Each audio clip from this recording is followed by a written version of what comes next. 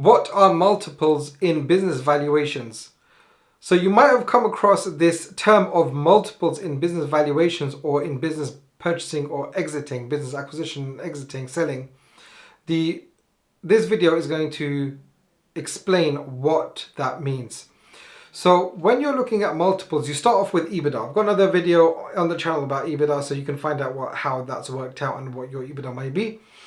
But when you're selling a business, then your business, or when you're buying a business, there's a multiple which is applied to the EBITDA of that particular business. Now, if you're a micro business, normally there'll be 1 to 3 EBITDA, 1 to 3 multiple of the EBITDA. So for argument's sake, if your business is doing 100,000 in profit, then EBITDA I'm talking about, then your business is worth either 100,000, 200,000 or 300,000. If you're a small business, meaning your business's revenue is 100,000 to 1 million to 10 million, and you're doing at least 100,000 in profit, meaning 10% profit margin. You need to have at least a 10% profit margin. In fact, just today I was talking to a business acquirer. He was looking at a business which has less than 10% profit margin. I said, look, don't even bother going for those, because there's serious issues in that particular business. So obviously he didn't go for it.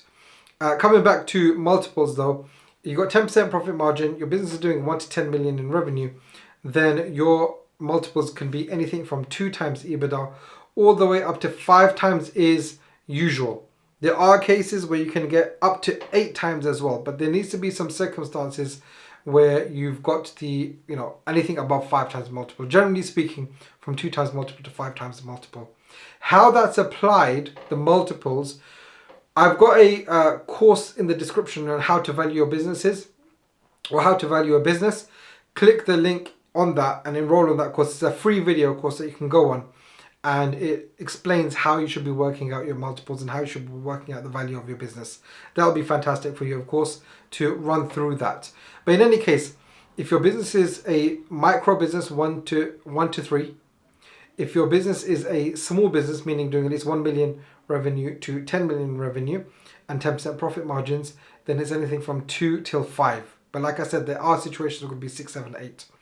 If you've got a medium-sized business, which is anything from 10 million all up to 200 million, then it goes all the way from 3 times multiple all the way up to 8, which is general, but it can be more. So for example, the higher your business profit, so when you go into the profit size when you're 10 million plus, that's when you can go into 10 times multiple, 12 times multiple, even 14 times multiple. The highest multiple that I've ever seen, there's only one business that I've ever heard, I've never seen this by the way, I've heard of it, was a business that sold for 16 times its EBITDA. That's massive, absolutely massive. So like I said, only one business ever that I've heard of that, of a private business which is sold for 16 times. But medium-sized businesses, there's a big range. I would say if you want to apply a multiple to your EBITDA, if you're a medium-sized business, then you can have 2 particular things that you can do, either a 4 times multiple or an 8 times multiple. If you're working with an M&A advisor, they'll be able to advise whether your business is worth a higher multiple, and there should be a reason for that.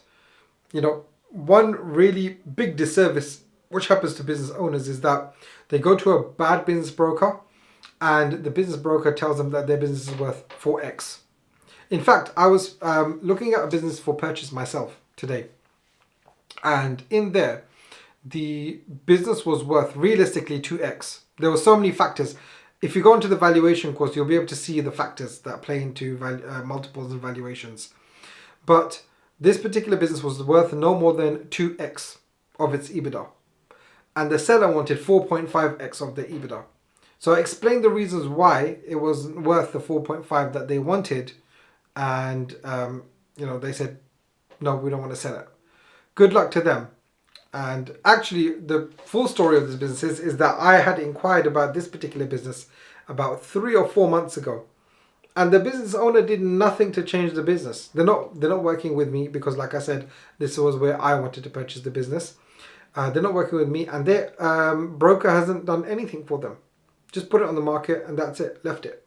That's why working with a good M&A advisor is absolutely key when you're looking to sell your business. If you're selling your business, you're selling what is probably going to be one of the biggest assets that you're ever going to sell in your life. It's going to have such a huge impact, a cash injection, that capital event that happens in your life. Why are you not going to spend time to work with a good M&A advisor who can really look at your business? Preparation is key. If you want to get the multiples up, yeah, there is so much that can be done at preparation. If you even just do the minimum amount of preparation for your business sale, you can have such a huge impact on the multiple and ultimately the price that your business is going to achieve.